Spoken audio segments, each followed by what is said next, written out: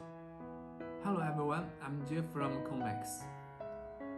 Today I'm going to talk about flame resistance of PVC tarpaulin coated fabric with you.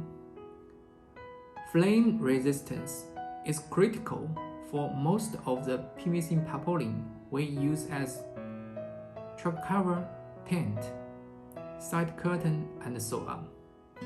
Common flame resistance stands worldwide include B1, M1, M2, and NFPA 701. We can produce PVC tarpaulin fabric.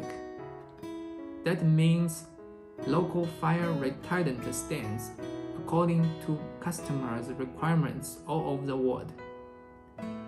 To reach the flame resistance stand of different levels, we will add an anti-flame agent into PVC formula, and of course, the cost is additional.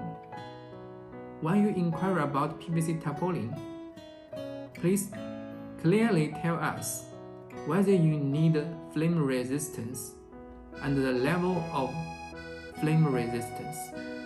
Then we will quote you our best price according to your detail. Please get in touch with us if you have any questions.